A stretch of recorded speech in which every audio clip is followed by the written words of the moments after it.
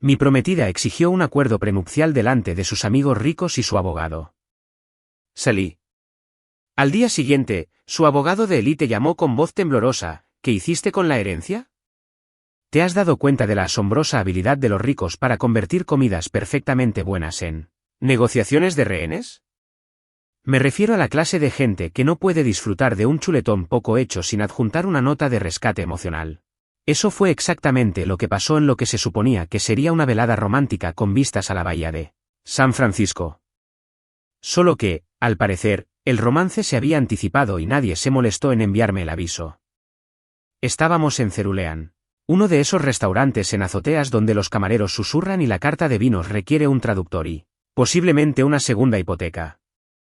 Rachel había insistido en este lugar, dijo que era perfecto para celebraciones, lo cual debería haber sido mi primera señal de alerta, porque en mi experiencia, cuando alguien dice que algo es perfecto, suele estar a punto de hacerlo muy imperfecto. La vista era impresionante, eso sí. La bahía se extendía como plata líquida bajo el sol poniente, con los barcos meciéndose como si no les importara nada, lo que nos convertía en uno de nosotros. La mesa estaba llena de sus amigos, y usé ese término con ligereza porque a la mitad no los conocía hasta esa noche, y a la otra mitad solo los había conocido una vez en una gala benéfica donde todos fingían preocuparse por las tortugas marinas en peligro de extinción mientras bebían champán que costaba más que la conservación de las tortugas. Estaba Bethany, que trabajaba en capital privado, lo que estoy bastante seguro es un código para decir, movimos el dinero de los ricos y fingimos que es complicado. Estaba James, cuya personalidad era su colección de relojes. Y luego estaba su abogado. Ah, el abogado. Harold Dempsey, señor, abogado, protector de bienes, destructor de buenas vibras. El hombre entró con un smoking que probablemente costó más que mi primer coche, y tenía una sonrisa. Ya sabes, esa que dice, cobro $800 la hora y te estoy facturando por pensar en facturarte. Se sentó a nuestra mesa como si lo hubieran invitado a la cena de Acción de Gracias, lo cual ya me pareció raro. Porque ¿quién lleva a su abogado a una cena romántica? Al parecer, Rachel lo hace. Iba por la mitad de mi filete, un hermoso trozo de carne de $90 criado con una dieta de pasto orgánico y probablemente afirmaciones diarias, cuando Rachel chocó su copa de champán con una de esas elegantes cucharas de postre. Toda la mesa se quedó en silencio, lo cual nunca es buena señal. En mi experiencia, cuando los ricos dejan de hablar y empiezan a escuchar, alguien está a punto de salir perdiendo, y lo más probable era que yo fuera esa persona. Antes de finalizar los planes de la boda, Rachel dijo, con la voz que resonaba por toda la mesa con la seguridad de quien ha ensayado este momento frente a un espejo, que solo hay una pequeña formalidad que debemos atender. Me sonrió como si acabara de anunciar que íbamos a tener un cachorro. El resto de la mesa también sonreía. Asentir así formaba parte de una hermosa tradición romántica que, por alguna razón, me había perdido en todos mis años de vida. Fue entonces cuando Harold el Destructor metió la mano en su maletín, un maletín de cuero de verdad que probablemente tenía su propia póliza de seguro, y sacó una carpeta. No una carpeta cualquiera, claro, sino una de esas de primera calidad con el pequeño lazo y letras en relieve. Lo deslizó por la mesa hacia mí como si estuviera repartiendo blackjack en Las Vegas. Solo que en Las Vegas al menos sabes que estás a punto de perder dinero. Es solo un acuerdo prenupcial, dijo Rachel, sin dejar de sonreír, actuando como si fuera completamente normal. Procedimiento estándar para personas en nuestra posición. Nuestra posición. Me encanta. Como si ambos fuéramos líderes de la industria en lugar de ser yo un tipo que se había esforzado mucho para construirse una vida cómoda, y ella alguien que había heredado suficiente dinero para comprar un pequeño país. Y ahora, al parecer, le preocupaba que yo me llevara una parte. Sus amigos aplaudieron. No bromeo. Aplaudieron como si acabara de solucionar el problema del hambre en el mundo en lugar de insultarme delante de una mesa llena de desconocidos. James dijo algo sobre ser inteligente, y Bethany asintió con sabiduría, como si ya hubiera visto la película y supiera cómo terminaba. Abrí la carpeta, porque ¿qué otra cosa iba a hacer? La página 1 me parecía bastante razonable. Lenguaje estándar sobre la separación de bienes, lo que sea. La página 2 empezó a ser un poco imprecisa con cláusulas sobre la gestión de la disparidad de ingresos y los protocolos de protección de activos. Para la página 10, Leía cosas como la renuncia a la manutención conyugal y la limitación de los derechos de propiedad mancomunada. Y mi favorito personal, el reconocimiento y la aceptación de la desigualdad financiera. Déjame traducirte eso. Todo lo que ella tenía seguiría siendo suyo, y todo lo mío se convertiría en una divertida nota al pie en la historia legal titulada, Buena suerte probando que era tuyo. El acuerdo prenupcial básicamente decía que, en caso de divorcio, tendría derecho a cualquier cambio suelto que cayera de los cojines de su sofá, e incluso entonces probablemente tendría que pelear con ella por ello. Me senté allí leyendo cláusula tras cláusula, cada una más insultante que la anterior, mientras Rachel me observaba con una mirada expectante, como si esperara que dijera, «Ay, cariño, esto es maravilloso, ¿dónde firmo?» Harold el destructor estaba allí sentado con las manos cruzadas, probablemente ya gastando mentalmente sus honorarios de consulta en un barco nuevo o lo que sea que compren los abogados cuando no están destrozando almas. La cuestión en momentos como estos es que tienes dos opciones. Puedes montar un escándalo, empezar a gritar, dar la vuelta a la mesa como si estuvieras en una telenovela, darles a todos un espectáculo del que puedan hablar durante semanas. O puedes hacer algo que no cueste nada, aterrorice a todos y te haga parecer la persona más elegante de la sala, aunque te estés muriendo por dentro. Elegí la segunda opción. Cerré la carpeta con mucho cuidado, asegurándome de que el lazo estuviera bien atado. Tomé mi servilleta, una de esas de tela que probablemente costaban más que todo mi atuendo, y la doblé con cuidado antes de ponerla en mi plato, justo al lado de lo que quedaba de mi filete de $90.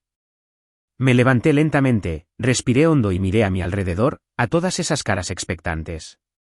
Disfruten de su buffet legal, dije con voz tranquila y serena, como si estuviera comentando el clima o recomendando un buen vino.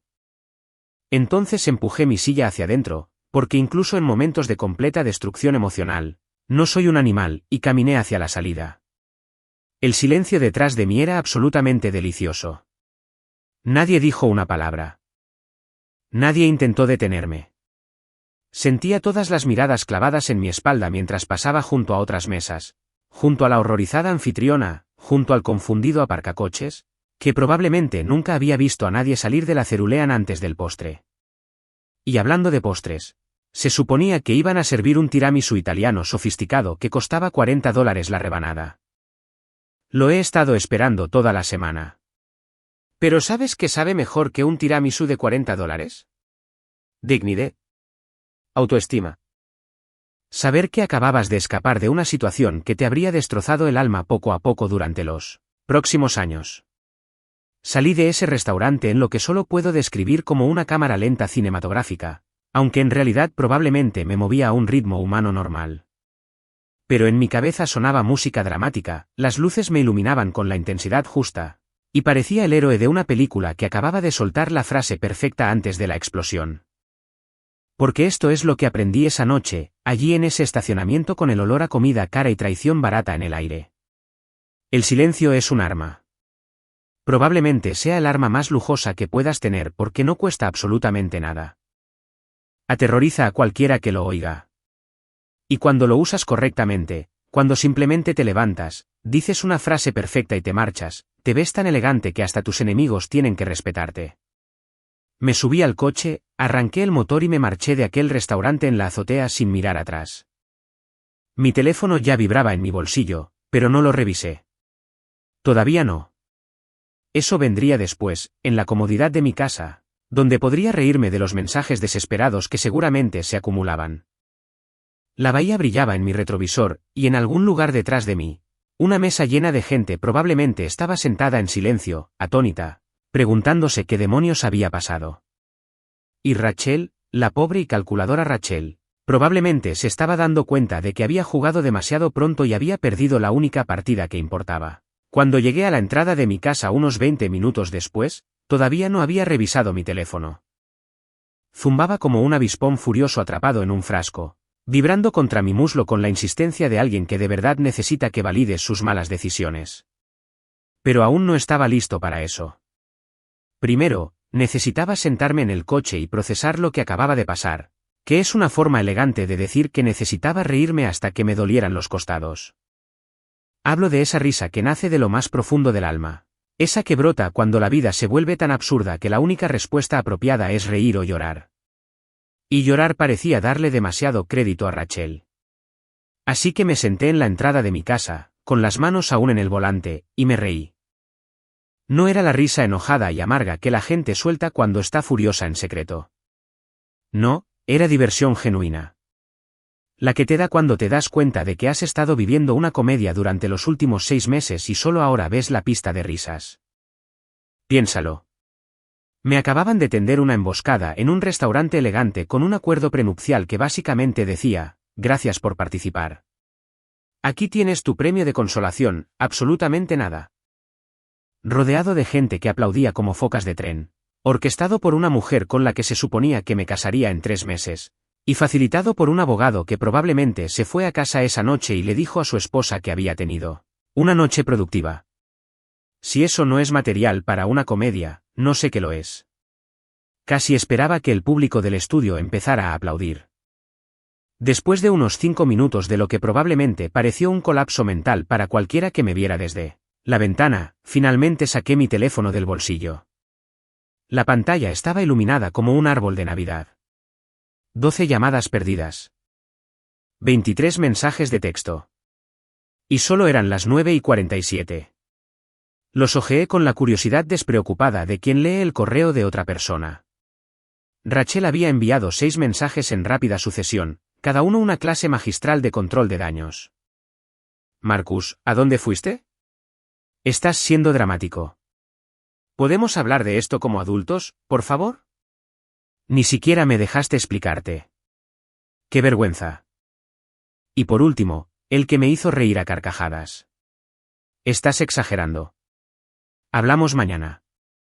Exagerando. Me encanta. Me habían entregado un documento legal que básicamente decía, no confío en ti, nunca lo haré, y lo quiero por escrito. Delante de una docena de testigos a quienes se les había enseñado a aplaudir cuando era necesario. Y yo estaba exagerando porque no me quedé para negociar los términos de mi propia humillación. Claro, Rachel, eso tiene todo el sentido. Pero espere, había más. Harold el destructor también había enviado un mensaje, y prácticamente se podía oír el sonido de las horas facturables con cada palabra. Señor Whitman, entiendo que la presentación de esta noche pudo haber sido inesperada. Tenga en cuenta que todos los términos del acuerdo son negociables. Podemos programar una reunión privada para abordar cualquier inquietud que pueda tener. Estos acuerdos son una práctica habitual para parejas con importantes disparidades patrimoniales. Quedo a su disposición cuando le sea conveniente. Disparidades de activos. Fue un buen detalle. Muy diplomático. Mucho, déjame insultarte con vocabulario profesional. Me imagino a Harold sentado en su despacho, probablemente de caoba, definitivamente pretencioso, escribiendo esto mientras toma whisky y se siente muy orgulloso de sí mismo por ser tan razonable. No les respondí a ninguno. Ni una sola palabra. Porque esto es algo que aprendí hace mucho tiempo, cuando apenas empezaba y tenía que lidiar con gente que creía poder manejarme. Lo más poderoso que puedes hacer cuando alguien espera una reacción es no darle nada. El silencio vuelve loca a la gente. Hace que lo duden todo. Les hace llenar los espacios en blanco con sus propios peores miedos. Y lo mejor de todo, no te cuesta absolutamente nada. En lugar de responder, entré a mi casa. Mi hermosa casa sin hipoteca que compré con el dinero que gané durante años de trabajo, y fui directo a mi oficina. Tenía archivos que reorganizar, porque al parecer esta noche se había convertido en una de esas noches en las que reevalúas toda tu vida con una camisa que huele a colonia cara y sueños rotos. Saqué mis archivos de herencia, los que guardaba en el armario cerrado con llave y por los que Rachel siempre había sentido curiosidad, pero nunca había preguntado directamente. Tenía un sistema. 3 carpetas, con códigos de colores porque no soy un bárbaro. Una era la carpeta verde, marcada como activo, inversiones actuales, proyectos en curso, cosas que requerían atención regular. Otra era la carpeta azul, marcada como archivo, transacciones cerradas, registros históricos, el equivalente financiero de un álbum de fotos. Y luego estaba la carpeta roja. La carpeta roja estaba etiquetada como Apocalipsis, y contenía exactamente lo que uno pensaría, planes de contingencia para cuando todo se vaya al diablo. Procedimientos de divorcio, estrategias de protección de activos, protocolos de reestructuración de fideicomisos, información de contacto de emergencia para abogados especializados en solucionar problemas. Había creado esta carpeta hacía años, mucho antes de conocer a Rachel, porque había visto a demasiada gente arruinarse por asumir lo mejor de quienes no lo merecían. Saqué la carpeta roja, la abrí y cogí un bolígrafo. En la parte superior de una hoja nueva, escribí Rachel Abernathy, en mayúsculas. Luego tracé una línea grande y satisfactoria sobre ella y moví todo su archivo de activo a Apocalipsis. Me sentí bien. Me sentí bien. Parecía el tipo de venganza mezquina y organizada que Martha Stewart aprobaría. Mientras reorganizaba mi vida, mi teléfono vibró una y otra vez. Lo miré sin contestar, una habilidad que había dominado durante años tratando con personas que creen que sus emergencias deberían ser las mías. Más mensajes de Rachel. Uno de Bethany. Probablemente intentando suavizar las cosas.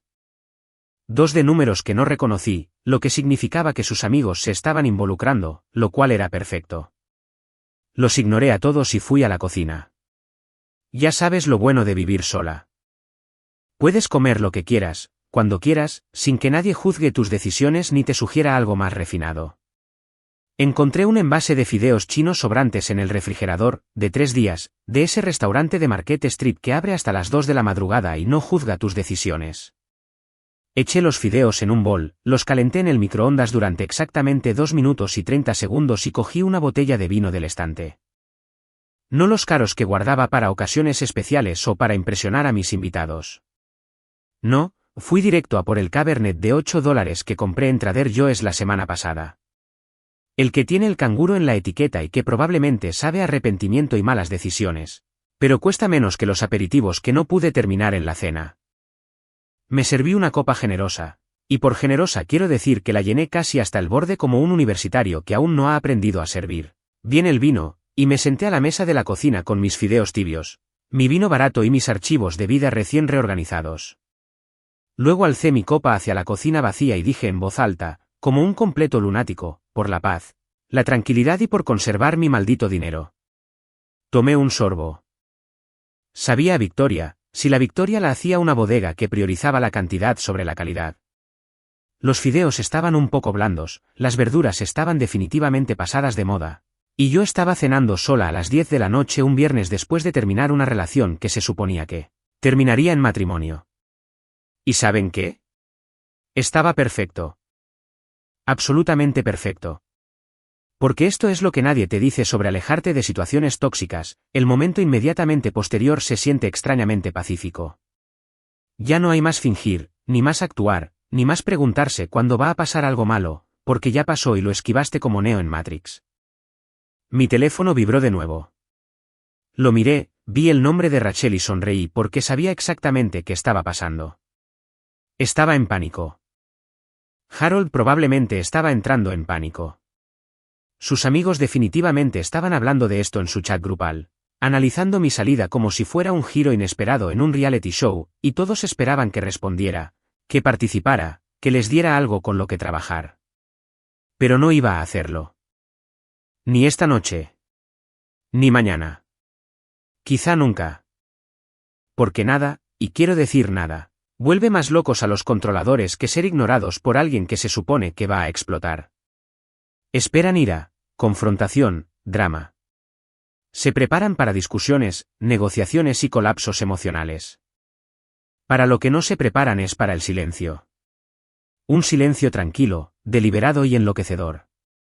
Terminé mis fideos, lavé mi tazón y puse mi copa de vino en el lavavajillas como un adulto responsable. Luego puse el teléfono en modo no molestar, fui a mi habitación y dormí mejor que en meses. Mañana, Rachel se despertaría con una pesadilla completamente nueva. ¿Pero esta noche? Esta noche, solo era un tipo que había comido fideos baratos y bebido vino barato y se sentía el hombre más rico del mundo. Me desperté a la mañana siguiente sintiéndome como si hubiera dormido lo mejor de mi vida, lo cual es raro considerando que, técnicamente, había arruinado mi compromiso hacía menos de 12 horas. Pero hay algo en eliminar a la gente tóxica de tu vida que funciona mejor que cualquier somnífero del mercado. Lo recomiendo muchísimo. 0 efectos secundarios, máximos beneficios, y te despiertas con una increíble sensación de claridad que el dinero no puede comprar. Era sábado, lo que significaba que no tenía obligaciones y tenía infinitas posibilidades. Me preparé un desayuno de verdad. Huevos revueltos, tostadas, tocino quizás demasiado crujiente, pero bueno. No soy chef, así que lo llevé al porche trasero. Tengo un pequeño espacio con una mesa y sillas que da a una buena vista del barrio. Nada lujoso como el ático de Rachel en Bayview. Pero es mío, está pagado y nadie me lo puede quitar con un acuerdo prenupcial. Estaba sentado allí, disfrutando de mi café y viendo a un pato contoneándose por mi jardín como si fuera el dueño, cuando miré mi teléfono. Sigue activado, no molestar. Pero pude ver las notificaciones acumulándose como plantas rodantes digitales. 37 mensajes nuevos. 19 llamadas perdidas. 3 mensajes de voz que probablemente nunca escucharía, porque en los mensajes de voz muere la dignidad. Pero aquí está la cuestión. No estaba mirando mi teléfono porque me importara lo que Rachel tuviera que decir. Lo estaba mirando porque quería ver exactamente cuándo caería la otra bomba. Verán, mientras todos estaban concentrados en el drama del acuerdo prenupcial, se habían olvidado por completo de un pequeño acuerdo financiero que Rachel y yo habíamos hecho hacía unos 6 meses. Habíamos abierto lo que ella llamaba una cuenta conjunta de viñedos para nuestro proyecto soñado.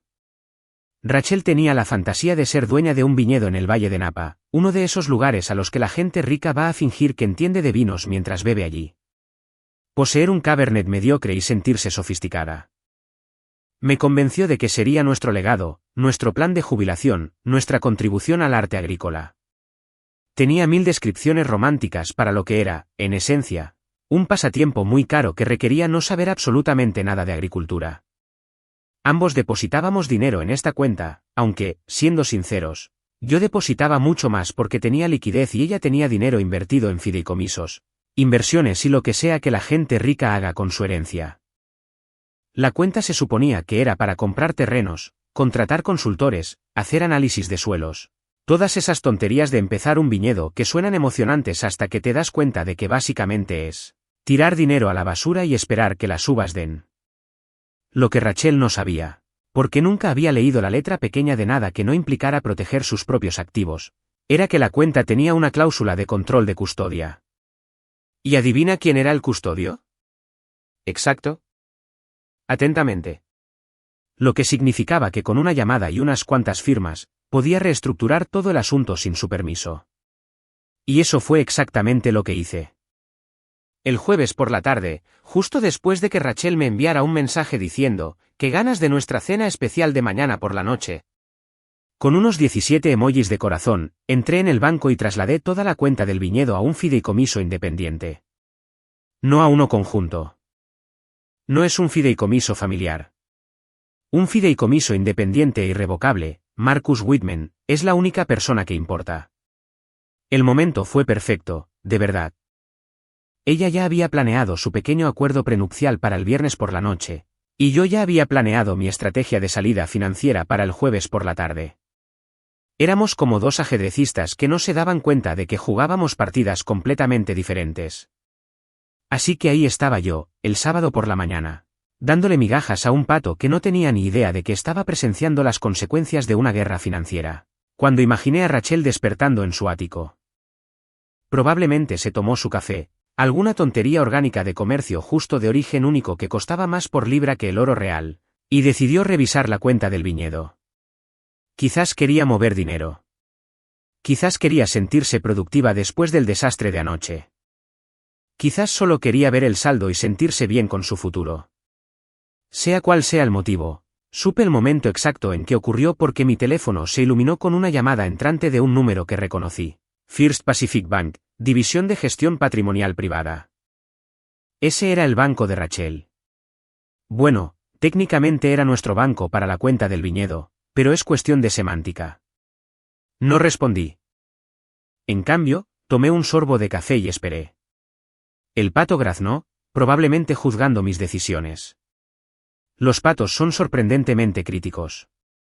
Y le lancé otra tostada. 3 minutos después, otra llamada del mismo número. Y luego un mensaje de Rachel. Llámame. Ahora. Todo en mayúsculas.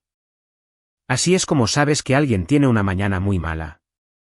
Cuando ignora las reglas de mayúsculas y empieza a gritar a través del teclado. Me imaginé la escena. Rachel, probablemente todavía con su pijama de diseñador que costaba más que el alquiler de la mayoría, sentada en la isla de la cocina con el portátil abierto, mirando el portal de un banco que le daba muy malas noticias. La cuenta seguía ahí. El dinero seguía ahí. ¿Pero el acceso? Ah, el acceso ya no estaba. Me la imaginé llamando al banco. Que le transfirieran unas 47 veces. Porque eso es lo que hacen los bancos cuando tienes un problema que no quieren resolver. Hasta que finalmente contactó con alguien del departamento de servicios de custodia. Y esa persona, llamémosla Jennifer, porque siempre hay una Jennifer en estas situaciones, habría buscado la cuenta con la eficiencia experta de quien se dedica a los problemas de los ricos todo el día y no tiene ningún interés emocional en ninguno de ellos. Señora, probablemente dijo Jennifer, con una voz profesionalmente agradable que indicaba que estaba leyendo un guión y que no le importaban sus sentimientos. Estoy demostrando que ha habido un cambio en el control de custodia en esta cuenta. ¿Qué clase de cambio?, habría preguntado Rachel, con la voz subiendo por esa escalera de pánico que empieza en la confusión y termina en la histeria total. La cuenta se ha transferido a un fideicomiso independiente. Jennifer lo habría explicado, probablemente mientras se limaba las uñas, revisaba su cuenta bancaria o hacía cualquier otra cosa, porque para ella era un martes cualquiera. El señor Whitman ejecutó la reestructuración el jueves a las 3:47. Me encanta ese detalle. La marca de tiempo que demostraba que había hecho esto antes del desastre del acuerdo prenupcial, lo que significaba que no era venganza, sino una buena planificación. Era una gestión proactiva de activos. Era mi responsabilidad con mi futuro financiero. Pero es una cuenta conjunta. Rachel probablemente balbuceó porque los ricos siempre dan por sentado que la cuenta conjunta significa que tienen el control. Era una cuenta de acceso conjunto con custodia, señora. Jennifer la habría corregido, y apuesto a que lo enfatizó con la misma satisfacción que sienten los empleados bancarios al dar malas noticias a quienes son groseros con los trabajadores de servicios. El custodio tiene derecho a reestructurar según sea necesario. Los fondos ahora se encuentran en el Whitman Independent Agricultural Trust, registrado bajo el estatus de refugio soberano federal. Estatus de refugio soberano federal. Dios mío, cómo adoro a mi abogado. Fue idea de Malcolm. Mi viejo amigo, un abogado especializado en fideicomisos, con sentido del humor y un profundo aprecio por las estructuras financieras creativas, dijo, al amparo de la protección soberana federal, el fideicomiso no solo estaba protegido. Básicamente, se trataba de otra dimensión de protección legal. Se necesitaría una ley del Congreso para tocar ese dinero ahora. Necesito hablar con alguien de la gerencia, habría exigido Rachel, porque cuando los ricos no consiguen lo que quieren, siempre piden un gerente como los clientes más privilegiados del mundo. Por supuesto, señora. Puedo transferirla a nuestro departamento de supervisión de custodia superior. Espere, por favor. Y entonces, y esta es mi parte favorita, la habrían puesto en espera, probablemente escuchando jazz genérico, diseñado para ser lo suficientemente molesto como para que se pregunte si el dinero en su cuenta vale la pena. Este nivel de tortura psicológica. Mientras tanto, seguía en mi porche, alimentando a mi amigo el pato, disfrutando de la mejor mañana que había tenido en meses. Mi teléfono volvió a vibrar. Otra llamada de Rachel. Luego un mensaje. ¿Qué hiciste con la cuenta del viñedo? Terminé mi café, me levanté, me estiré como un hombre sin ningún sitio que visitar ni nada que demostrar, y escribí una respuesta. Le di un nuevo hogar. Necesitaba estabilidad. Corto, simple, devastador. Le di a enviar y puse el teléfono en modo no molestar. El pato me miró con lo que juro que era aprobación en sus ojitos pequeños y brillantes. O quizás solo esperaba más tostadas. Sea como sea, le tiré el último trozo y entré a preparar otra cafetera. Porque lo importante de mover dinero antes de que alguien intente estafarte es que no se trata de ser vengativo, sino de ser inteligente. Rachel había pasado semanas planeando su acuerdo prenupcial, asegurándose de que cada uno de sus bienes estuviera protegido, cada cláusula fuera irrefutable, Cualquier forma posible de tocar su dinero estuviera sellada. Por Dios. Había traído a un abogado a cenar. Había orquestado una humillación pública con testigos y champán. Y, de alguna manera, había olvidado que yo había redactado la mitad del código tributario que intentaba usar en mi contra. Que había pasado 20 años aprendiendo a proteger activos, estructurar fideicomisos y hacer que el dinero se moviera de maneras que pondrían celoso a un mago. Que no necesitaba armar un escándalo ni contratar a un abogado de lujo ni emboscar a nadie en la cena. Solo necesitaba una tarde de jueves, un buen abogado y la previsión de leer la letra pequeña de cada documento que había firmado. El sol estaba cada vez más alto, el pato se había ido a molestar a alguien. Y en algún lugar del otro lado de la ciudad, Rachel probablemente seguía en espera con su banco, escuchando jazz suave y dándose cuenta de que se había peleado con alguien que jugaba al ajedrez mientras ella aún estaba aprendiendo a jugar a las damas. Sonreí, me serví otra taza de café y brindé por la nada. Porque la venganza no necesita público. No necesita drama, ni confrontación, ni alzar la voz. A veces, la venganza consiste simplemente en estar sentado en tu porche, tomando un café mediocre, alimentando a un pato crítico, sabiendo que en algún lugar, alguien está pasando el peor sábado de su vida mientras tú estás pasando el mejor. Para el sábado por la tarde, Harold Dempsey, un hacendado, abogado, defensor de los ricos, con smokings caros, aparentemente había decidido que ignorarme no funcionaba y que era hora de sacar la artillería pesada. Lo sé porque Malcolm me llamó sobre las 2 de la tarde, riéndose tanto que apenas podía hablar. Amigo. Se puso a hablar por teléfono. Tienes que escuchar esto. Harold acaba de presentar una orden judicial de emergencia para congelar tu patrimonio. Estaba en mi garaje, organizando herramientas que no había tocado en 6 meses, porque, al parecer, dejar a tu prometido te convierte en el tipo de persona que de repente necesita ordenar alfabéticamente su colección de llaves de tubo. ¿Una orden judicial de emergencia? ¿Cuál es la emergencia? ¿Que tenga respeto propio? Dice que estás ocultando bienes conyugales, dijo Malcolm, y lo oí revolviendo papeles. La presenté en el juzgado del condado hace una hora. Quiere congelarlo todo a la espera de una declaración financiera completa y una revisión. Este hombre está yendo a por todas. Que lo haga, dije, dejando el martillo que fingía examinar. ¿Cuánto tardará en darse cuenta?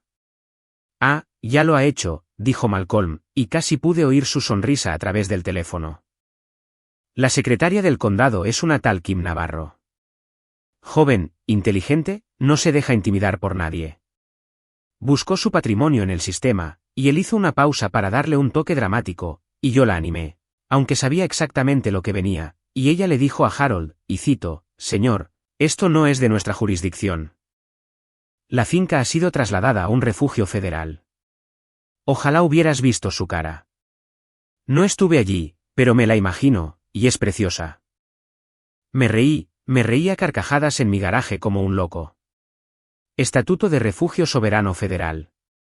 Esas 4 palabras eran probablemente la combinación de sílabas más hermosa del inglés en ese momento. Significaba que mi patrimonio no solo estaba protegido, sino que tenía una dimensión legal completamente diferente.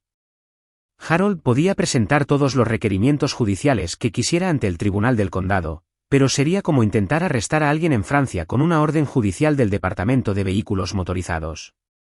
¿Qué dijo?, pregunté, sentándome en mi mesa de trabajo como si estuviera a punto de escuchar la mejor historia jamás contada.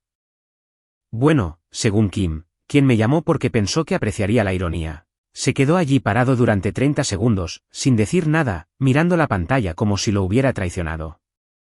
Luego le pidió que lo revisara de nuevo. Lo revisó de nuevo. El mismo resultado. Luego preguntó si había algún error en el sistema. Ella le dijo que funcionaba bien, pero que su comprensión de la ley federal de fideicomisos podría necesitar una actualización. Ella no dijo eso.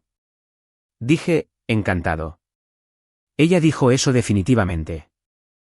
Kim tiene una maestría en administración legal y lleva 3 años lidiando con abogados pomposos. Es inmune a la intimidación. Era evidente que Malcolm disfrutaba esto tanto como yo. Harold pide hablar con su supervisor. El supervisor sale, mira la misma pantalla y le dice exactamente lo mismo, su patrimonio está protegido por el gobierno federal. No era su circo, no eran sus monos. Me lo imaginaba a la perfección. Harold con su traje probablemente carísimo, de pie en la oficina del secretario del condado, que nunca es un lugar glamuroso, con luces fluorescentes y suelos de linóleo, y el ligero olor a café rancio y desesperación burocrática, mientras una mujer de la mitad de su edad le decía que acababa de hacerles perder el tiempo a todos, incluido a él mismo. ¿Y qué pasó entonces?, pregunté, porque esta historia era demasiado buena para terminar ahí. ¿Se fue? Pero antes de irse, le preguntó a Kim si al menos podía decirle dónde estaba registrada la propiedad ahora. Ella le dijo que legalmente no podía revelar esa información sin la debida autorización federal, que él no tenía. Luego le preguntó si necesitaba algo más, como un folleto sobre la ley federal de fideicomisos o indicaciones para llegar a la biblioteca jurídica más cercana. ¡Qué barbaridad!, dije con aprecio. Me gusta esta tal Kim. A todo el mundo le cae bien. Es una leyenda en la Secretaría del Condado. El año pasado hizo llorar a un hombre porque intentó presentar un embargo fraudulento. Malcolm revolvió más papeles. En fin, Harold se fue hace unos 20 minutos. Supongo que ahora está buscando en Google qué demonios es el estatus de refugio soberano federal y está teniendo una leve crisis existencial. Bien, dije, y lo decía en serio. No porque sea cruel, de verdad que no lo soy, sino porque Harold había entrado en ese restaurante anoche con su elegante carpeta y su sonrisa ensayada, pensando que me iba a obligar a firmar mi renuncia a la dignidad. Me había subestimado, y ahora estaba aprendiendo una lección muy cara sobre las suposiciones. Malcolm y yo hablamos unos minutos más sobre los detalles técnicos, la estructura del fideicomiso, el registro federal y los diversos trámites legales que alguien tendría que superar para siquiera acercarse a mis activos. Fue realmente hermoso. Malcolm me había ayudado a organizar esto hacía unos 2 años, mucho antes de que Rachel apareciera en escena, porque aprendí desde muy joven que el mejor momento para protegerse es antes de necesitar protección. Después de colgar con Malcolm, volví a casa y me preparé un sándwich. Pavó, queso suizo, mostaza y lechuga. Nada del otro mundo, solo combustible. Estaba comiéndolo en la encimera de la cocina cuando volvió a sonar el teléfono. Esta vez era un número que no reconocí, pero tenía bastante idea de quién era. Contesté al tercer timbre. Hablaba Marcus Whitman. El señor Whitman.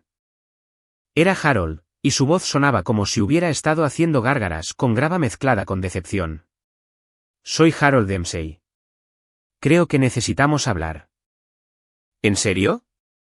Le di un mordisco a mi sándwich, masticando despacio. Que lo oyera. Que supiera que no me importaba en absoluto.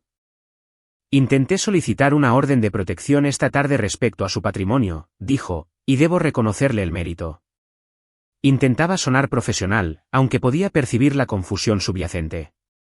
El secretario del condado me informó que sus bienes ya no están bajo jurisdicción local. Correcto, dije amablemente. ¿Hay algún problema? Hubo una pausa. Una larga pausa. El tipo de pausa que ocurre cuando alguien se da cuenta de que ha llevado un cuchillo a un tiroteo y ni siquiera está afilado. Señor Whitman, ¿puedo preguntarle qué hizo exactamente con su patrimonio? Sonreí. Era la pregunta que estaba esperando. Le di un pasaporte, Harold. Necesitaba un respiro de las relaciones tóxicas. Otra pausa. Esta vez más largo. Casi podía oír cómo le daba vueltas la cabeza, intentando averiguar si bromeaba, si era algún tipo de código, si existía un precedente legal para dar un pasaporte a un patrimonio. No estoy seguro de entender, dijo finalmente, en el lenguaje de un abogado. Por favor, explícame esto como si tuviera 5 años porque estoy completamente perdido. Es muy sencillo, dije, dejando mi sándwich para concentrarme en esta agradable conversación. Mi patrimonio ahora está en un fideicomiso independiente registrado a nivel federal con estatus de refugio soberano, lo que significa que no está sujeto a la jurisdicción de los tribunales del condado ni a la de los tribunales estatales, ni a ninguna jurisdicción a la que se pueda acceder sin autorización federal, que supongo que no se tiene. Autorización federal, repitió, y juro que pude oír cómo se le escapaba el alma. Señor Whitman, esto es muy inusual. ¿Lo es? Pregunté inocentemente porque pensé que proteger los activos era una práctica común para quienes tienen, como lo llama, inversiones significativas? Solo sigo su consejo, Harold, ser inteligente, tener cuidado, asegurarme de que todo esté bien protegido. Esto no lo es.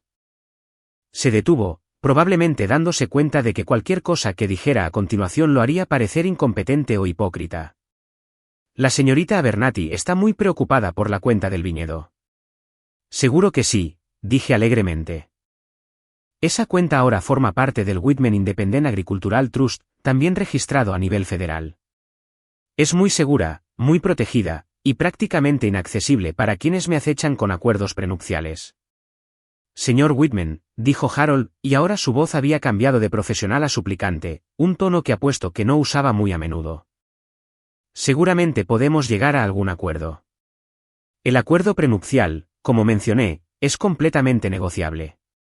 Podemos programar una reunión para hablar sobre sus inquietudes. La cosa es así, Harold interrumpí, con una voz aún agradable, pero con un filo que cortaba el cristal. Anoche, te sentaste en esa mesa con tu elegante carpeta y tu smoking caro, y me sonreíste como si fuera un idiota que no supiera lo que pasaba. Facilitaste una humillación pública. Ayudaste a Rachel a convertir lo que debería haber sido una conversación privada en una actuación para sus amigas. Y ahora me llamas, pidiéndome una reunión, pidiendo una negociación, porque te has dado cuenta de que tal vez, solo tal vez, elegiste al tipo equivocado para subestimarlo. Silencio al otro lado. Un silencio hermoso y satisfactorio. Así que aquí está mi arreglo. Continué. Vuelve con Rachel y dile que su asesor financiero, o sea, yo, por si lo había olvidado, ha reestructurado sus activos para protegerlo de acuerdos legales abusivos. Dile que la cuenta de Vineyard está a salvo, pero que ya no puede acceder a ella. Y dile que la próxima vez que quiera tener una conversación seria sobre nuestra relación, debería intentarlo sin público ni abogado. Señor Whitman, creo. Y Harold, dije, interrumpiéndolo una vez más porque estaba entusiasmado y me sentía demasiado bien para parar. Quizás deberías repasar la ley federal de fideicomisos.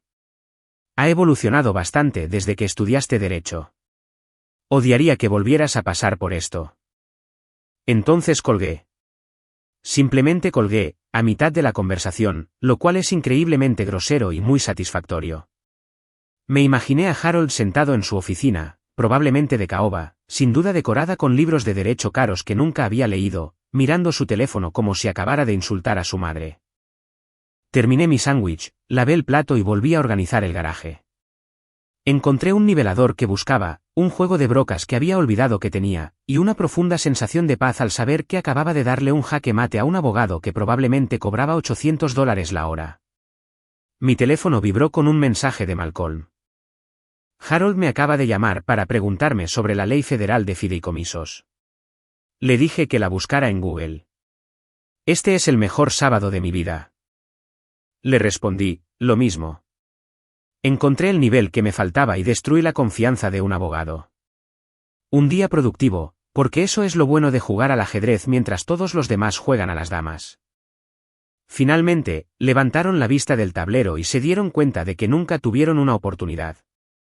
Harold había entrado en la oficina del secretario del condado pensando que iba a congelar mis bienes y obligarme a volver a la mesa de negociaciones. En cambio, descubrió que mis bienes estaban en otra dimensión, que sus tácticas legales eran inútiles y que el secretario del condado conocía mejor la ley federal que él. ¿Y lo mejor? Había hecho todo esto con educación y calma, sin alzar la voz, perder la paciencia ni hacer nada que pudiera usarse en mi contra más tarde.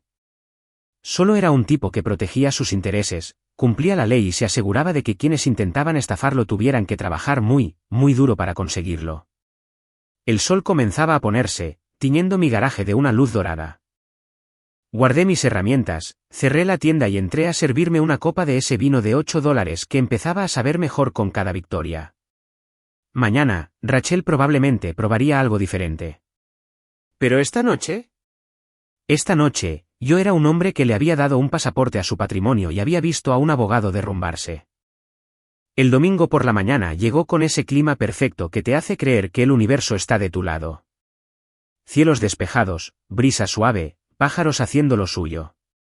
Era la típica mañana que parece sacada de un anuncio de planificación de la jubilación o de un café caro. Estaba de nuevo en el porche, porque al parecer ese era mi nuevo cuartel general para ver cómo mi antigua relación se desmoronaba desde una distancia prudencial, cuando vi la furgoneta de mensajería llegar a mi casa. Ahora bien, las entregas de mensajería un domingo por la mañana nunca son casuales. Esto no es como Amazon entregando papel higiénico ni el cartero entregando ofertas de tarjetas de crédito que nunca leerás. Este es el tipo de entrega que implica que alguien pagó de más, mucho más, para asegurarse de que recibieras algo cuando menos lo esperabas. Es una maniobra de poder disfrazada de conveniencia. El repartidor era un joven, de unos 25 años, con uno de esos uniformes demasiado elegantes para el trabajo, lo que significaba que se trataba de un servicio premium. Revisó su tableta, comprobó mi dirección, volvió a comprobarla como si confirmara que tenía el objetivo correcto para esta misión tan importante. Marcus Whitman, gritó. Aunque yo estaba literalmente ahí mismo, en mi porche, con una taza de café que decía el humano más adecuado del mundo, un regalo de Malcolm hace 3 navidades. Soy yo, dije, mientras me acercaba a su encuentro. Me entregó un sobremanila grande, de esos caros con esquinas reforzadas y un peso que sugería que no eran solo unas cuantas páginas grapadas. Necesito una firma, señor. Firmé su placa, le di las gracias y lo vi alejarse en su camioneta demasiado limpia. Luego miré el sobre. Sin remitente, lo cual resultaba elegante a la vez que amenazante. Solo mi nombre y dirección en etiquetas impresas, profesionales e impersonales. Pero sabía exactamente qué era y de dónde venía. Volví adentro, rellené mi café y me senté a la mesa de la cocina. Podría haberlo abierto inmediatamente, pero qué gracia tenía. Lo dejé ahí un minuto. Lo dejé preguntándose si estaba nervioso, curioso o enojado. Que sepa que abro documentos importantes según mi propio horario, no el de nadie más. Después de terminar mi café y revisar algunos correos electrónicos completamente ajenos, incluyendo uno de mi dentista recordándome mi próxima limpieza, lo cual me pareció hilarantemente trivial dadas las circunstancias, finalmente tomé el sobre y lo abrí. Dentro estaba justo lo que esperaba, la nueva declaración de sucesión. Mi declaración de patrimonio, la que presenté el viernes por la mañana, unas 6 horas antes del desastre del acuerdo prenupcial, porque creo en ser proactiva en lugar de reactiva. Cada página estaba allí, impresa con gran belleza en papel de alta calidad que probablemente costaba más por hoja que lo que la mayoría de la gente gasta en comer. Cada cláusula era visible. Cada firma era clara. Cada sello notarial estaba perfectamente estampado. Pero esto es lo que habría disparado la presión arterial de Rachel a niveles peligrosos. Su nombre no aparecía en ninguna página. Ni una sola vez. Ni en la sección de beneficiarios. Ni en el comité asesor. Ni en la planificación de contingencias. Ni siquiera en los agradecimientos. Era como si nunca hubiera existido en mi universo financiero, lo cual, a partir del viernes por la mañana, era técnicamente correcto. En cambio, los fideicomisarios principales figuraban como Grace Whitman, mi hermana, una mujer que una vez le dijo a Rachel en la cara que sus zapatos se esforzaban demasiado, y Malcolm Kearns, mi viejo amigo de la política y mi persona favorita actual por ayudarme a construir esta fortaleza legal. Los beneficiarios secundarios incluían un par de organizaciones benéficas que realmente me importaban, un fondo de becas al que había contribuido discretamente durante años y absolutamente ningún prometido trepador con problemas de confianza. Hojeé las páginas lentamente, saboreando cada una como si fuera la carta de vinos de un restaurante que no podía permitirme. Estaba el inventario de activos, los bienes raíces, las inversiones, el fideicomiso del viñedo, incluso mi colección de autos, que constaba de exactamente 2 vehículos, pero ambos estaban pagados, y eso cuenta. Estaba el calendario de distribución, la estrategia fiscal, los protocolos de contingencia. Todo estaba ahí, todo era legal. Todo estaba a prueba de errores. Y entonces llegué a la parte realmente buena, la cláusula de exclusión. Esta era la sección que Malcolm había insistido en añadir, la que él llamó la opción nuclear cuando la estábamos redactando. Decía, en un hermoso lenguaje legal que probablemente le llevó 3 horas y me costó una botella de whisky escocés de muy buena calidad, que cualquier persona que inicie, participe o facilite acciones legales contenciosas contra el titular de la herencia, incluyendo, entre otras, negociaciones prenupciales realizadas de mala fe, humillación pública disfrazada de planificación legal o intentos de coaccionar la reestructuración de la herencia mediante presión social, quedará permanentemente Excluida de cualquier beneficio, consideración o reconocimiento incluido en esta declaración de herencia, con efecto inmediato tras dicha acción e irrevocable a perpetuidad. La leí 3 veces, y cada vez la apreciaba más. Era perfecta. Fue brutal. Era justo el tipo de cláusula que hace que los abogados se despierten en mitad de la noche preguntándose si eligieron la carrera adecuada. Lo que esto significaba, en lenguaje humano, era que Rachel se había excluido a sí misma, no a mí, al llevar ese acuerdo prenupcial a cenar, al convertir nuestra relación en una negociación legal, al hacer un espectáculo protegiendo sus bienes mientras intentaba acceder a los míos. Literalmente, había activado la única cláusula que la expulsaría para siempre. Apretó el gatillo de su propia exclusión, y yo no tuve que hacer nada más que observar cómo sucedía. Fue, como diría Malcolm, una justicia poética autoejecutable, o como yo prefería llamarla, consecuencias que se unen a las acciones en un buen restaurante. Me imaginé a Rachel recibiendo su copia de este documento, porque claro que la recibiría. Así funcionan estas cosas. Probablemente estaba sentada en su ático ahora mismo, quizá todavía en pijama, rodeada de tazas de café medio vacías y con el pánico que da darte cuenta de que te has jodido a ti misma de la forma más irreparable posible. Probablemente habría llamado a Harold inmediatamente. ¿Qué significa esto?, preguntaría, con la voz subiendo por esa escalera de desesperación que empieza con la confusión y termina en un colapso total. Y Harold, el pobre Harold, que probablemente le cobraría por esta conversación a su tarifa de emergencia dominical, tendría que explicarle que básicamente se había ofrecido voluntariamente a la exclusión permanente de mi patrimonio. Pero estamos comprometidos, protestaba, agitando su anillo como si fuera un documento legal, en lugar de una joya que sin duda iba a recuperar. Estamos comprometidos, corregía Harold, porque a los abogados les encantan los tiempos verbales. Y según esta cláusula, tus acciones en la cena del viernes constituyen una acción legal adversarial realizada de mala fe. ¿Qué significa? ¿Qué significa? Rachel exigiría, lo que significa que estás fuera, para siempre. No hay proceso de apelación, ni ventana de negociación, ni resquicio legal. La cláusula es autoejecutable e irrevocable. Harold probablemente se detendría aquí, hojeando páginas y buscando algo, cualquier cosa, que pudiera ayudar. Señorita Abernathy, tengo que preguntarle, ¿sabía usted que tenía esta cláusula en su declaración de sucesión? Claro que no. ¿Cómo iba a saberlo? Porque se presentó el viernes por la mañana, antes de su cena, lo que significa que él sabía que usted planeaba algo y se protegió preventivamente. Harold sonaría impresionado a pesar suyo, porque incluso los abogados deben respetar una buena estrategia legal.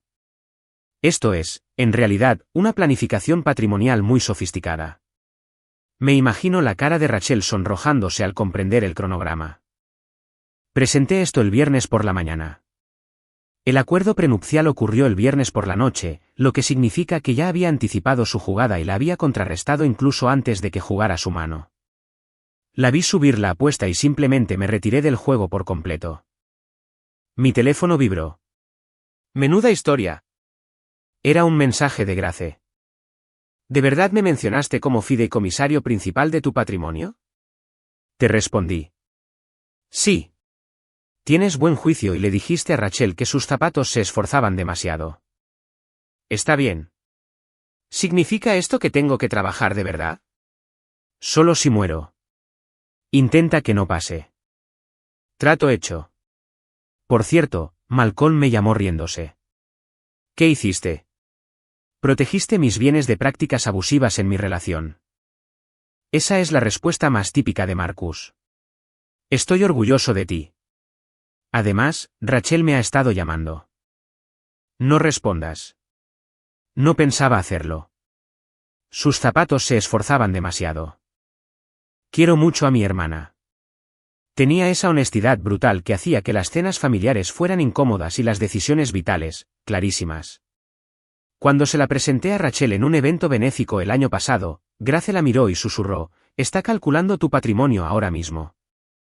Lo veo en sus ojos. En aquel momento me reí, pero Grace tenía razón. Grace siempre tenía razón, lo cual era molesto, pero también tranquilizador. Mi teléfono volvió a vibrar. Esta vez era Malcolm. El abogado de Rachel me acaba de llamar para preguntarme si la cláusula de exclusión es negociable.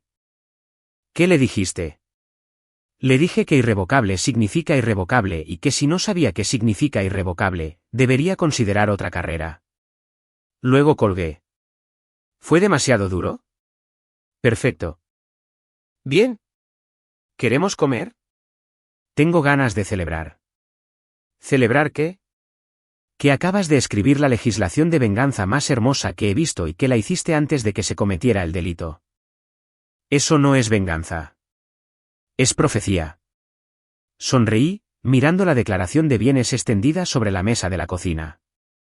Tenía razón. Esto no era venganza.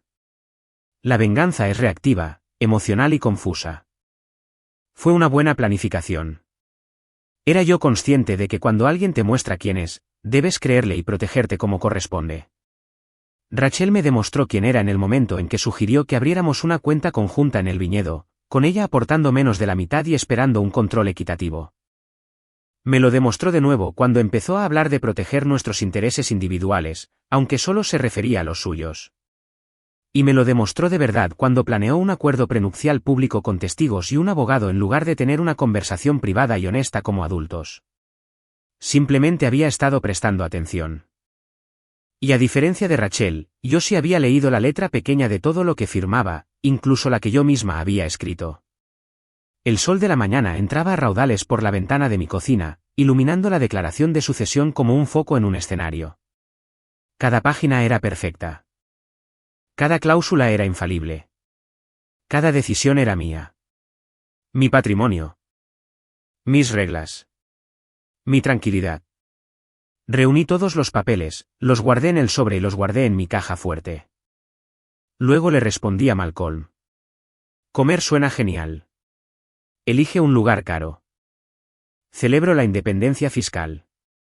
Siempre se celebra algo. Eso es porque sigo ganando. Y lo mejor fue que ni siquiera estaba presumiendo. Solo estaba contando hechos. Rachel había intentado jugar al ajedrez, pero se le había olvidado comprobar si yo quería jugar. Así que quité mis piezas del tablero, reestructuré el juego por completo y la dejé allí sentada, preguntándose qué había pasado. Así, amigos, es como uno se protege de las relaciones tóxicas. No con ira. No con drama. Pero con papeleo, buena planificación y un buen abogado que sabe apreciar el whisky. Malcolm y yo comimos en un restaurante italiano del centro que hace una pasta tan buena que probablemente debería ser ilegal. Nos sentamos en el patio, disfrutando de esa tarde perfecta que te hace olvidar todos tus problemas. Solo que yo ya no tenía ninguno, porque los había eliminado sistemáticamente con documentos legales y visión de futuro. Estábamos a la mitad de nuestra segunda botella de vino, una cosecha mucho mejor que mi especial de $8 de Trader Joe's, cuando sonó el teléfono de Malcolm. Le echó un vistazo y se echó a reír tanto que casi se atraganta con los fettuccine. ¿Qué? Pregunté, dándole vueltas a mi pasta como una persona civilizada, aunque me moría de ganas de comérmela en la cara. Madre mía, jadeó Malcolm, secándose los ojos. ¡Ay, esto es buenísimo! ¿Recuerdas que te dije que Rachel me llamó ayer? Vagamente.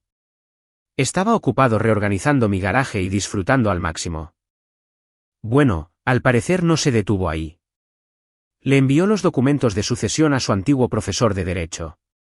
Él giró su teléfono hacia mí, mostrando una cadena de correos electrónicos. El doctor Elias Monroe. Es una leyenda. Enseñó en Yale durante 30 años, escribió la mitad de los libros de texto sobre derecho sucesorio, y literalmente, inventó algunas de las estructuras fiduciarias que usamos hoy. Me incliné hacia adelante, ahora interesado. ¿Le envió mi declaración de patrimonio a Elias Monroe? Sí, lo hizo. Y él simplemente respondió. Malcolm sonreía como un niño en Navidad. ¿Quieres leerla? ¿O debería leértela dramáticamente? Ah, claro que sí. Usa tu voz de abogado.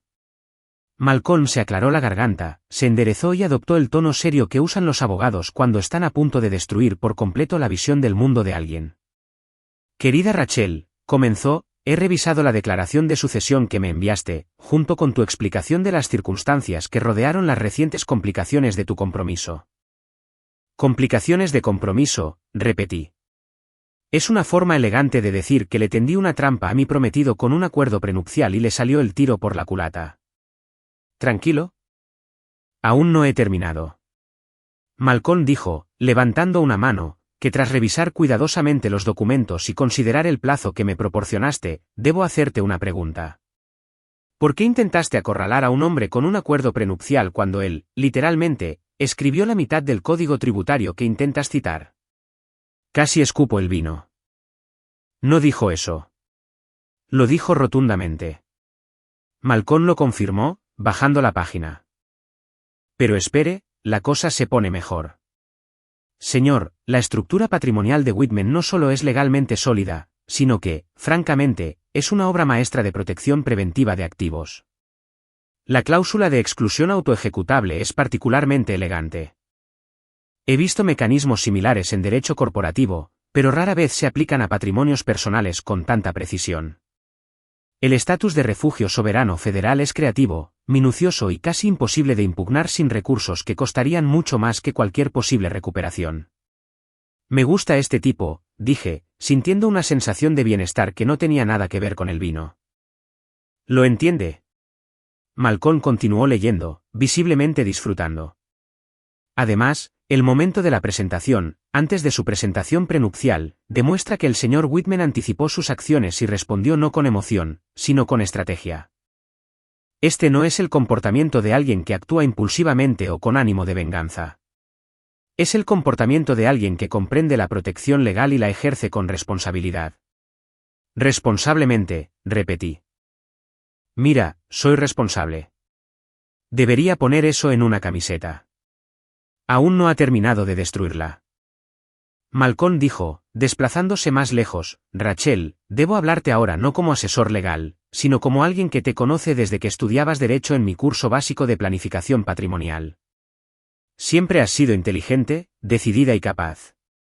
Sin embargo, también has tenido tendencia a subestimar a quienes percibes como menos conectados que tú.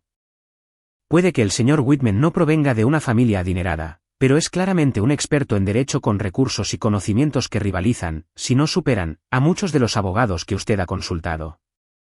Brindo por no provenir de una familia adinerada y, aún así, ser más inteligente que los abogados de los ricos. Malcolm brindó con la mía. Pero aquí está el golpe de gracia.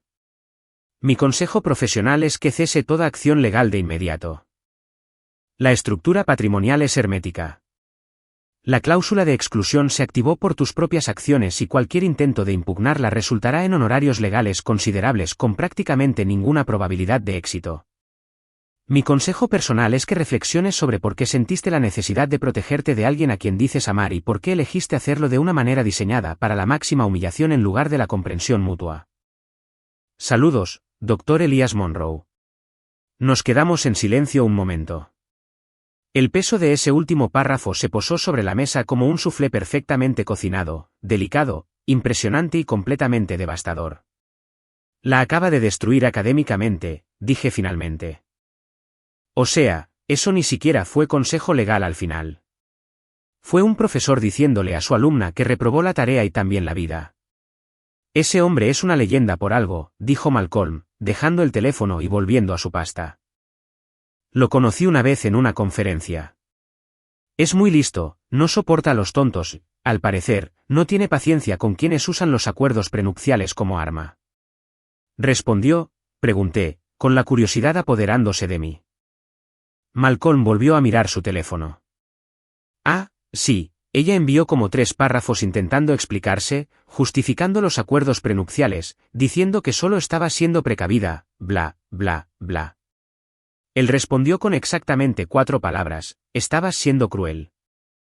Tuve que tomarme un momento para encontrar las palabras, eso fue todo. Ni una disertación legal, ni un párrafo explicativo, solo 4 palabras sencillas que fueron directo al grano. Estabas siendo cruel, porque eso era lo que era. Despreocupado, insensato, improtector, cruel. Tomando a alguien a quien supuestamente amabas y humillándolo delante de desconocidos porque valorabas tu dinero más que su dignidad. Necesito enviarle una cesta de frutas a este hombre, dije. No acepta regalos de personas involucradas en asuntos legales activos, dijo Malcolm. Lo comprobé, pero le envié un correo electrónico de agradecimiento en su nombre, y me respondió diciendo que ver una planificación patrimonial competente en acción era suficiente agradecimiento. Solidaridad profesional, dije con aprobación.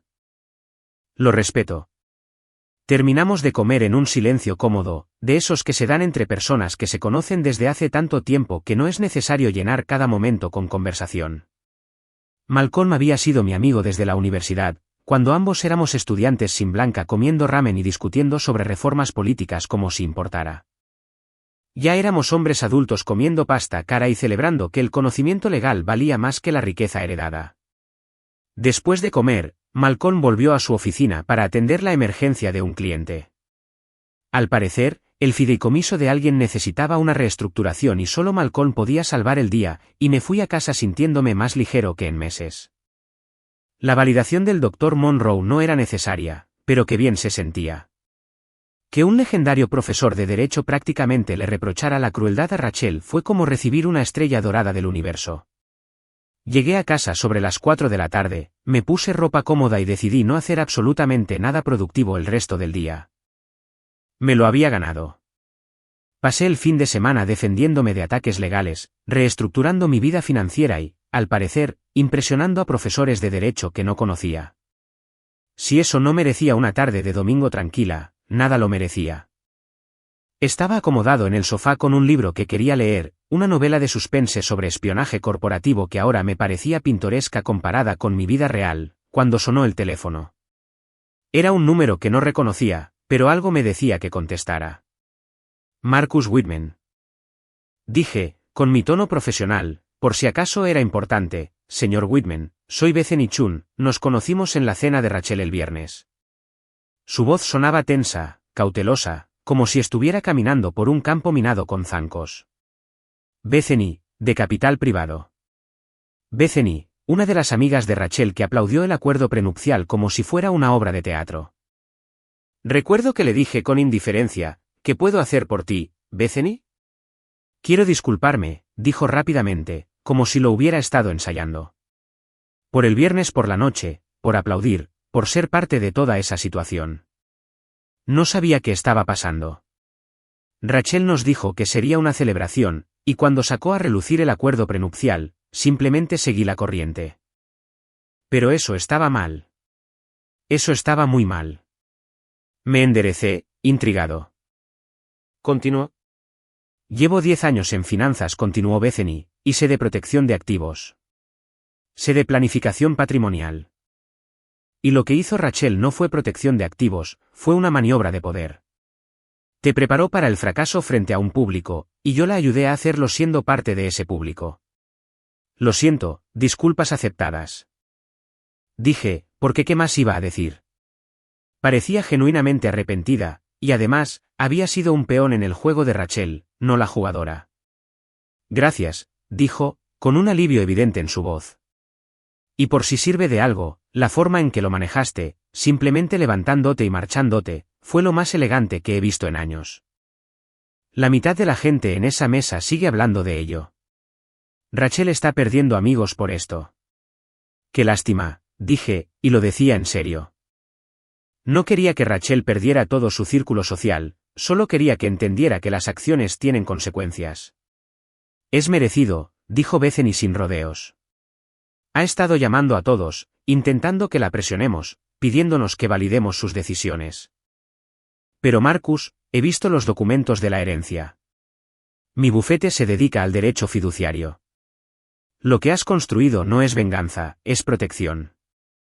Y, sinceramente, es impresionante. Hablamos unos minutos más.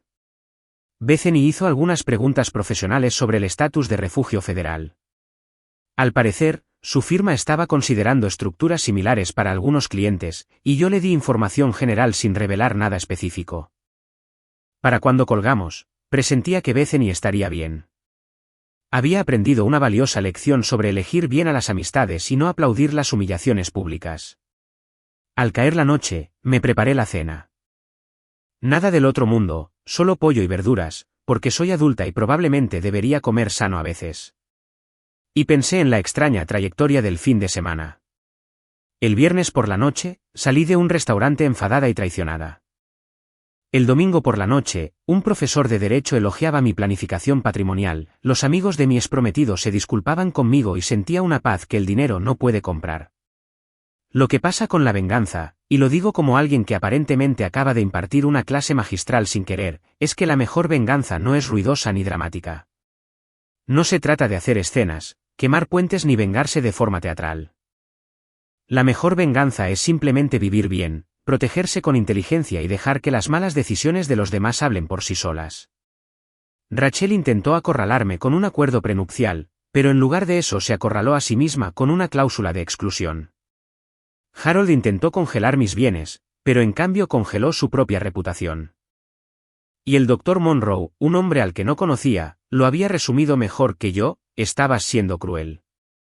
Terminé de cenar, lavé los platos y me serví una última copa de vino. No del de $8, ni del caro de restaurante, sino algo intermedio, lo suficientemente bueno para disfrutarlo, lo suficientemente barato como para que no me importara derramarlo.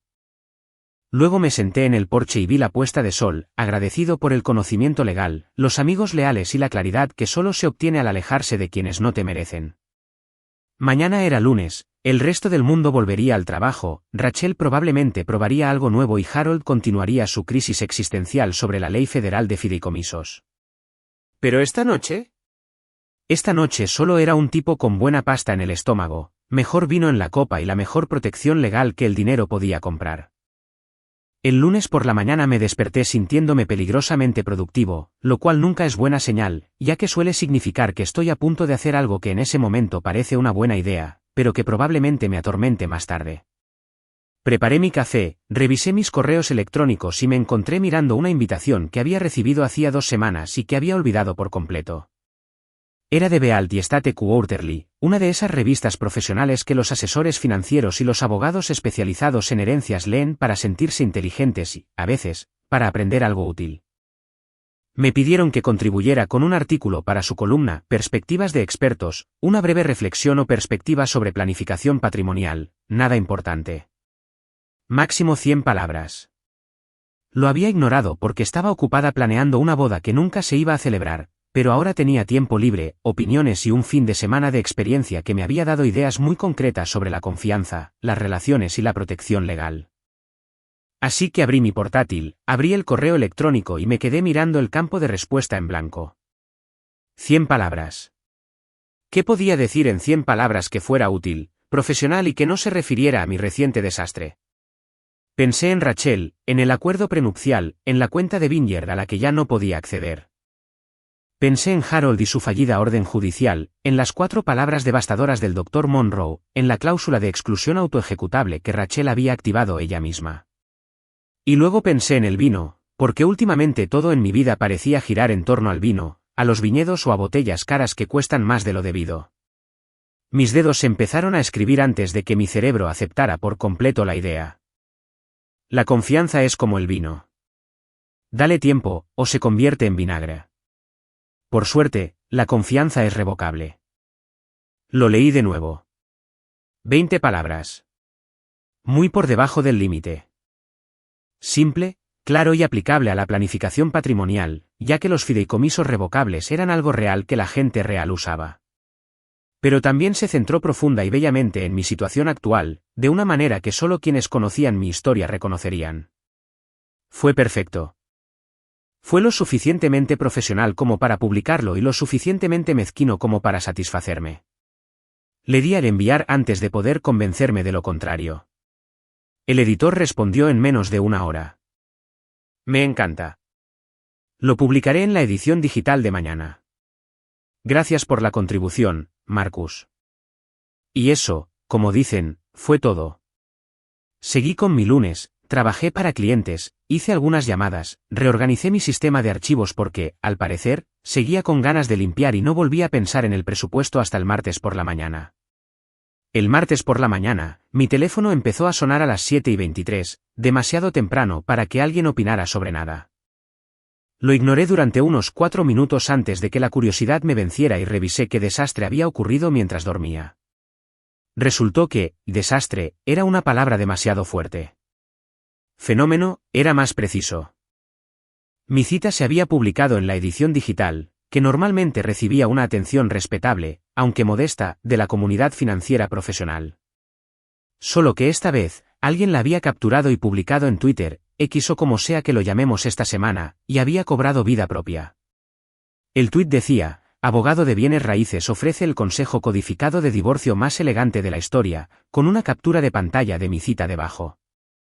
Tenía 47.000 me gusta y seguía subiendo. Los comentarios fueron una locura. Se trata de alguien en específico y necesito saber quién, dijo una persona con 15.000 seguidores. Mi abogado de divorcios citó esto en nuestra reunión de esta mañana. Icónico, dijo otro. El fideicomiso es revocable. Me voy a tatuar esto, dijo alguien que probablemente no debería tomar decisiones permanentes basándose en tweets. Pero lo realmente interesante fue la respuesta de la comunidad jurídica. Los abogados lo retuiteaban, los abogados especializados en herencias lo citaban y alguien había creado un hashtag. El hashtag, la confianza es revocable. En cuestión de horas, se había extendido a LinkedIn, donde profesionales financieros lo compartían con frases como, palabras que guían nuestra vida y por eso hacemos lo que hacemos. Para el mediodía, había llegado a lo único que todo momento viral acaba por alcanzar, Twitter legal. Y el Twitter legal, benditos sean sus cafeinados, hizo lo que mejor sabe hacer. Investigaron. Un momento, ¿no es Marcus Whitman el tipo cuya prometida intentó emboscarlo con un acuerdo prenupcial la semana pasada? Alguien publicó algo. Dios mío, sí que lo es. Me enteré por un amigo de la Secretaría del Condado. Al parecer, el tipo reestructuró todo su patrimonio incluso antes de la cena prenupcial. ¿El tipo del estatus de refugio soberano federal? Era él. Con razón no puede tocar su dinero. Literalmente escribió esto después de excluirla de todo. Eso no es cierto. Y me eché a reír. No era la risa tranquila y divertida de la otra noche. Fue una risa estridente, casi histérica, que probablemente habría preocupado a mis vecinos si la hubieran oído. No pretendía que esto pasara. De verdad que no. Solo quería aportar algo significativo a una revista profesional mientras le hacía una indirecta sutil a mi exprometido. En cambio, sin querer me convertí en el abogado de herencias favorito de Internet. Y el Twitter legal me había convertido en un héroe popular. Sonó mi teléfono. Era Malcolm, y se reía antes de que contestara. Tío, dijo, has roto el Twitter legal. No fue mi intención. Protesté, mientras seguía viendo cómo llegaban las notificaciones. Solo escribí una frase sobre el vino y la confianza. Una frase, repitió Malcolm. Escribiste una frase y ahora todos los abogados de 3 estados hablan de Rachel sin mencionar su nombre. ¡Qué bonito! Esto es arte. La gente se lo tatúa, Malcolm. Lo sé. Lo vi. Alguien me etiquetó preguntándome si era tu abogado, y dije que sí, y ahora tengo 200 seguidores nuevos. Me has hecho famoso en Internet por asociación. Leí más comentarios. Alguien había creado una comparación de diferentes tipos de fideicomisos revocables con mi cita al principio. Un bufete de abogados de Boston la había publicado en la sala de descanso de su oficina. Una abogada de familia lo había impreso y pegado en su archivador, y entonces vi los de Rachel. Rachel Abernathy era tendencia, no oficialmente, pero lo suficiente como para que la gente conectara los cabos. Su evento benéfico, el programado para el mes que viene y que llevaba medio año planeando, se había cancelado. 2 conferencias habían sido eliminadas discretamente de sus sitios web. Sus amigos la dejaban de seguir en redes sociales en cantidades tan significativas que las páginas de chismes escribían al respecto. Sentí una punzada de algo que podría haber sido culpa, pero, sinceramente, se me pasó bastante rápido. No la había nombrado. No había contado la historia públicamente. Solo había escrito una frase sobre la confianza y el vino, y Internet hizo el resto. Si Rachel enfrentaba consecuencias sociales, era porque quienes la conocían reconocieron la situación y sacaron sus propias conclusiones. Grace me escribió, eres tendencia en Twitter, mamá quiere saber si esto es bueno o malo. Le respondí, bien, creo. Escribí algo sobre el vino, y ahora soy famoso por ser mezquino. Eso me da la razón. Mamá dice, felicidades. Papá quiere saber si aún vienes a cenar el domingo. No me lo perdería. Mi teléfono vibró con una llamada entrante de un número que no reconocí, pero tenía el prefijo de Nueva York. Respondí con cautela, señor Whitman, soy Jennifer Park del Wall Street Journal. Estoy escribiendo un artículo sobre la intersección de las redes sociales y el asesoramiento profesional, y me encantaría conocer su opinión sobre su cita viral sobre la confianza y el vino. The Wall Street Journal. El Wall Street Journal quería entrevistarme sobre mi pequeña cita de venganza, que escribí en unos 30 segundos mientras tomaba el café de la mañana. Agradezco el interés, dije, con mis instintos de relaciones públicas despertando a pesar de lo absurdo de la situación, pero creo que la cita habla por sí sola. La confianza es una parte importante de la planificación patrimonial, y como el vino, requiere cuidado y atención. ¿Puedes decirme qué lo inspiró?, insistió. Experiencia personal y observación profesional, dije, lo cual era cierto y completamente inútil. Creo que el mejor consejo a menudo proviene de la experiencia vivida. Hablamos unos minutos más, yo con respuestas diplomáticas y ella intentando que admitiera que se trataba de Rachel. No confirmé ni negué nada, lo que probablemente hizo la historia más interesante que si simplemente se lo hubiera contado todo. Después de colgar, Malcolm volvió a llamar. ¿Era el Wall Street Journal?, preguntó. ¿Cómo lo hiciste? Me llamaron también, preguntándome sobre el estatus de refugio soberano federal y si estaba relacionado con tu cotización. Les dije que no comento asuntos de clientes, pero que tu planificación patrimonial fue ejemplar. Estoy bastante seguro de que están escribiendo esta historia, cooperemos o no. Genial, dije, aunque estaba un poco emocionado. ¿Entonces mi ruptura va a salir en el Wall Street Journal? Tu cita va a salir en el Wall Street Journal, corrigió Malcolm. Tu ruptura es solo un subtexto. Hay una diferencia. Para esa noche, la cita ya había aparecido en 3 boletines financieros, 2 blogs legales y una cuenta de Instagram dedicada a la sabiduría empresarial con 800.000 seguidores. Alguien lo había convertido en un póster motivacional con la imagen de copas de vino y una puesta de sol. Al parecer, un profesor de derecho lo había usado para iniciar una charla sobre fideicomisos revocables. Y durante todo este proceso, Rachel había guardado silencio absoluto en redes sociales. Sin publicaciones, sin comentarios, sin me gusta. Solo silencio absoluto, lo que en la era de las redes sociales era prácticamente admitir la derrota. Me preparé la cena, con la pasta que me sobró del fin de semana, porque soy así de práctica, y me desplacé por el caos que había creado sin querer. Se presentaron artículos de opinión sobre la confianza en las relaciones, debates sobre la importancia de los acuerdos prenupciales bien firmados, y aproximadamente 17.000 personas sabían que la confianza es revocable y tenían una opinión muy firme al respecto. Mi respuesta favorita provino de una abogada de divorcios de Chicago que había publicado que llevaba 20 años ejerciendo el derecho de familia. Esta cita ahora está en mis tarjetas de presentación. Gracias, Marcus Whitman, por resumir toda mi carrera en una sola frase. Levanté mi copa de vino sobrante, porque, claro, estaba bebiendo vino mientras leía que mi cita sobre el vino se había hecho viral, y brindé por nada en particular. Lo mejor no fue la atención ni las notificaciones, ni siquiera el hecho de que la agenda social de Rachel estuviera a reventar. Lo mejor fue que dije algo cierto y útil, y la gente lo reconoció. Sí, fue directo. Sí, se refería a mi situación específica. Pero también fueron consejos realmente buenos sobre planificación patrimonial y relaciones, y sobre la importancia de protegerse. La confianza es como el vino, dale tiempo o se convierte en vinagre. Por suerte, la confianza es revocable. 20 palabras que escribí en 30 segundos se convirtieron en lo más exitoso que jamás había publicado, y ni siquiera lo había intentado. Simplemente había sido honesto sobre lo que había aprendido durante un fin de semana muy extraño. Mi teléfono vibró una vez más.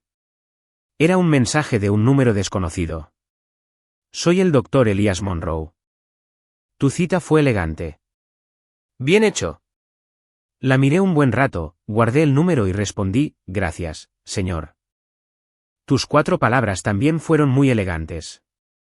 Me respondió con un simple emoji de pulgar hacia arriba, que, viniendo de un legendario profesor de derecho, fue prácticamente el equivalente a una ovación de pie. Terminé mi vino, Apagué las notificaciones del teléfono porque se estaban volviendo ridículas y me fui a la cama sintiéndome como si hubiera ganado algo por lo que no sabía que competía. Mañana, el mundo pasaría al siguiente fenómeno viral. Rachel probablemente intentaría reconstruir su reputación. Harold seguiría echándole la culpa a alguien por su crisis. Pero esta noche, yo era el que había convertido la angustia en oro de Internet con una frase sobre el vino. Y, sinceramente, me sentí muy bien. Una semana después, le envié a Rachel el documento final, el aviso de realineación de la Fundación Whitman. Correo certificado, con firma obligatoria, porque algunas cosas merecen una ceremonia. Dentro estaba el anuncio de que todos mis activos más importantes, bienes raíces, acciones, la colección de antigüedades que había estado acumulando durante años habían sido transferidos a una fundación benéfica.